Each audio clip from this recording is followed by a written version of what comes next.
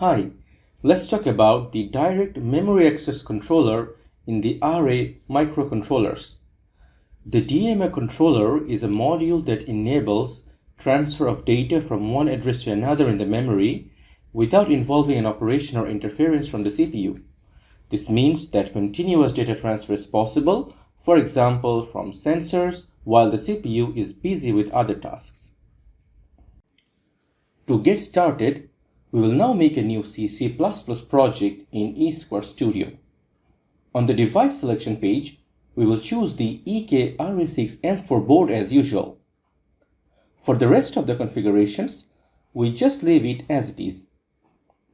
As a project template, we can go with the minimal option. Once we click Finish, the project resources will be loaded as per the selections we have made. Once the project is loaded, we can start configuring the peripheral ports. Now, we need two stacks for this implementation. One is the ADC stack, which shall fetch us some analog readings, and the DMA stack, which will coordinate the transfer of these values to a memory address. So, let's find them in the Stacks tab. The ADC stack is found in the Analog menu, while the DMA stack is found in the Transfer menu.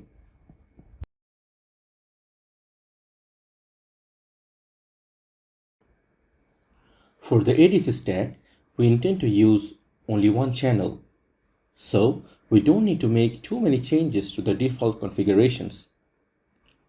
The first configuration is to check the ADC channel mask for the channel we are going to use.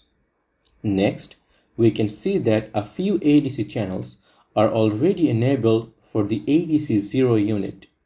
So, we better disable them to prevent any interference with our channel of interest. We can navigate to the Pins tab and then disable or unassign the pins for ADC0 unit that we do not need.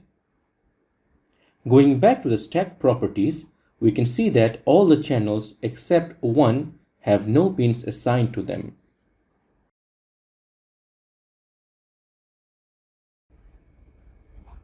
Next, we shall configure the DMA stack. We start by selecting the repeat mode for this module. Then, we need to attach an activation source to it. This is now attached to the ADC scan operation. Then, we will define a callback function. This function will be used to keep track of the DMA transfer events. We shall also set the interrupt priority. In this case, we can choose any priority we like since there are not too many interrupts configured. We also define the interrupt frequency to be based on the block or repeat size of the transfer. Once that is done, we can generate the project contents. Now, we will start with the coding part. First, we will import the Sager library files into our source folder. This library allows us to send text data to the PC terminal.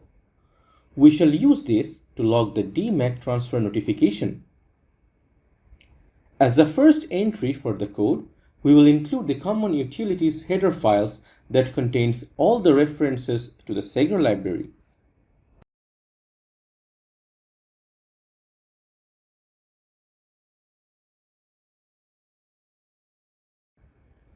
We will need one variable for this project, and that is to hold the ADC values. The DMA controller will use this variable address as a destination for the data obtained from the ADC buffer. Then we can proceed to the hull entry function. First, we will declare the FSP error status variable. This variable will be used to store the return status of the different FSP calls to be implemented in the next few lines. The first API call is for initializing and opening the ADC channel. We can drag this from the Developer's Assistance menu, and to make sure the function call has been made successfully, we will include the assert macro. In the next two lines, we will define the source address of the data to be retrieved by the transfer unit G_transfer0, which in this case is the DMA controller. So we enter the address of the channel 0 of the ADC as the data source. Similarly, we shall enter the address of the ADC_result variable as the destination point. Once the configuration is done, we can call the API to open and initialize the DMA module. Then we have to load the ADC scan configurations to the ADC channel. Once that's done, we are then free to start the DMA module by calling the enable function. In order to fetch data continuously from the ADC buffer, we will implement a while loop. The primary function executed in this loop is a single mode ADC scan. The scan is followed by a 1-second delay. Once each scan has been completed, the DMA will transfer data from the ADC buffer to the destination variable ADC_result. We will also define a callback function for the DMA controller. This callback function will be executed upon successful completion of a data transfer. We do not need to use any of the event status generated during the DMA transfer, so we can use the FSP parameter not used macro. As we would like to log the successful implementation of the data transfer as a notification, we can send a simple success text to the PC terminal using the Sagar API. Once the coding is completed, we can build the program, and when the program has been compiled without any errors, we can upload it to our board using the debug function. In the debug view, we have access to the expressions tab where we can monitor the value of the ADC_result variable. As expected, the ADC_result variable is fetching the value from the ADC channel. If we attach a jumper from the ADC channel to the 3.3 volt pin, we can see that the value rises to 4095, which is the maximum value for 12 bits. And if we short the jumper with a ground pin, the value drops to 0.